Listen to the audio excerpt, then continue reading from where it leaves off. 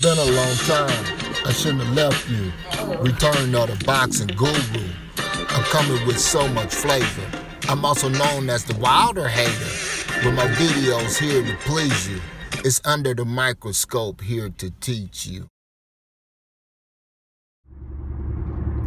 Deontay the Bronze Bomber Wilder back on the scene. He's definitely looking mean and lean. In his return, I'm looking for him to knock out Joesph Parker nice and clean. I envision paramedics being on the scene. And I'm hearing the sounds of sirens. In this episode of Under the Microscope, we're going to focus in on the return of Deontay the Bronze Bomber Wilder. And we're going to focus in on how I think this fight is definitely going to play out 2 days before Christmas night. It's a boxing fan's delight. Give a shout out to Your Highness for his interest in the sport of boxing. This is definitely going to be a lit event, a major event. I'm definitely excited for it. Majority all heavyweights on the card. So you know it's going to go hard. In this episode, I definitely see Deontay the Bronze Bomber Wilder knocking out Joesph Parker. I definitely expect this from Deontay, nothing less from Deontay. I definitely believe it's going to be clean because with Malik Scott definitely on his team, he gives Deontay Wilder a more third eye view that he definitely needs. I definitely like Malik Scott as a coach, head trainer. I definitely like Joesph Scott as a strength and conditioner. Give a shout out to both of them. I know they're going to have D ready for his return about December 23rd. I'm definitely excited about it.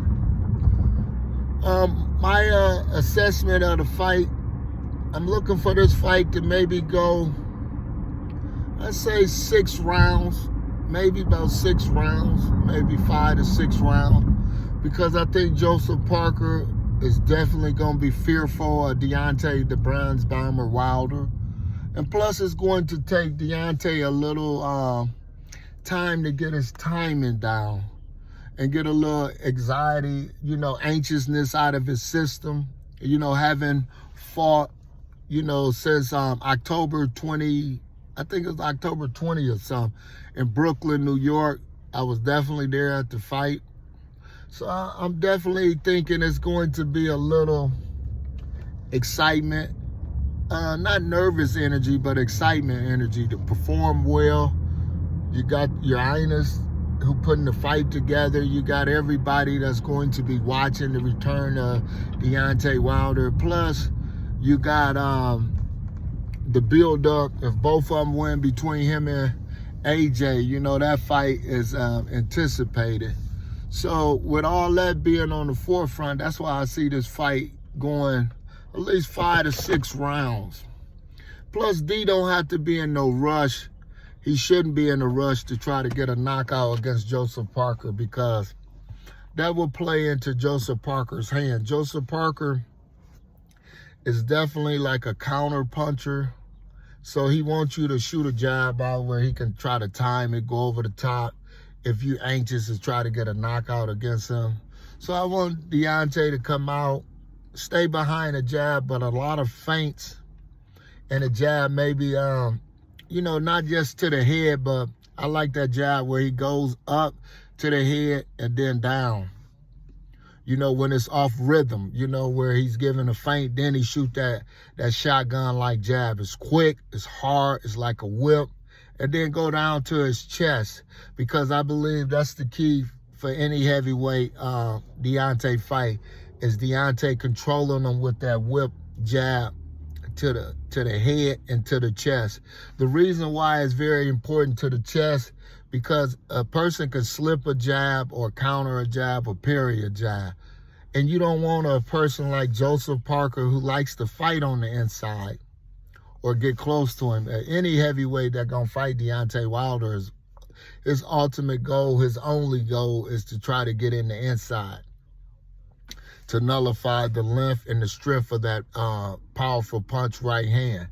So it's important for Malik Scott and Deontay Wilder to understand that a feint up and down jab, you know, to keep Joesph Parker off rhythm.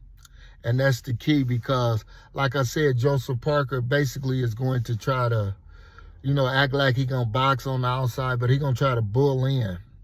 So that's where D definitely has to, you know, keep that jab touching the body and the chest so he can land that major right hand. And that'll change the whole complexion of the fight. Plus, it'll make Joesph Parker discouraged, because he will never be able to get in to the inside. And a person can't get in on the inside with Deontay Wilder shooting missiles at him. You know, it's just a matter of time.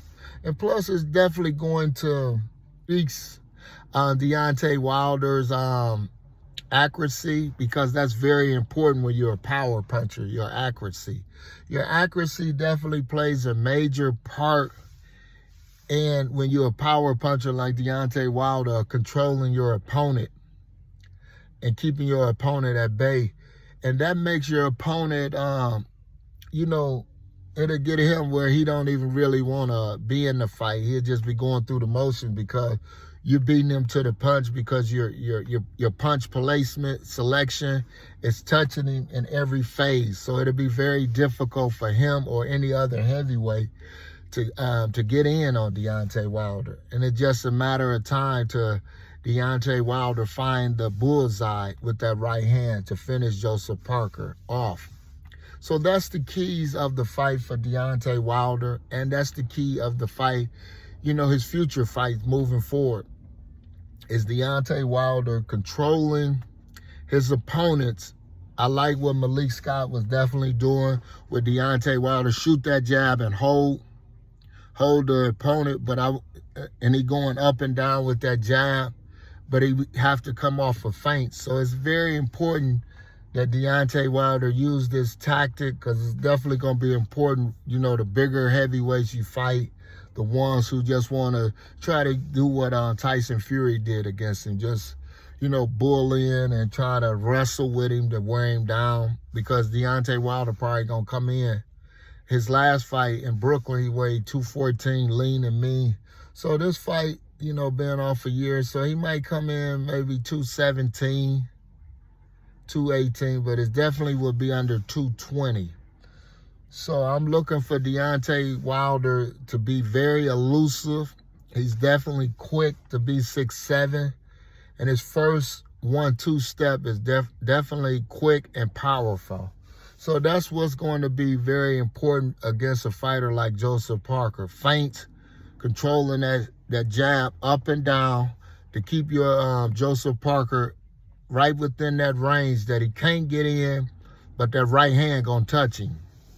That's the plan. And I think Malik and Deontay Wilder understand. So I know it's gonna be a night-night, man. So it's definitely no ways about it.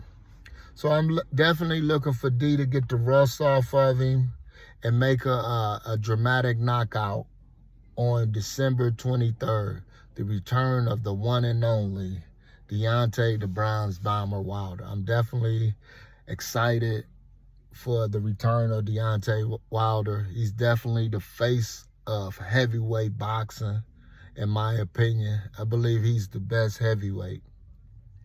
Even though people say he lost to Fury, but I still believe Deontay the Bronze Bomber Wilder is the best heavyweight. Subscribe to me if you want more of the Boxing Guru Show.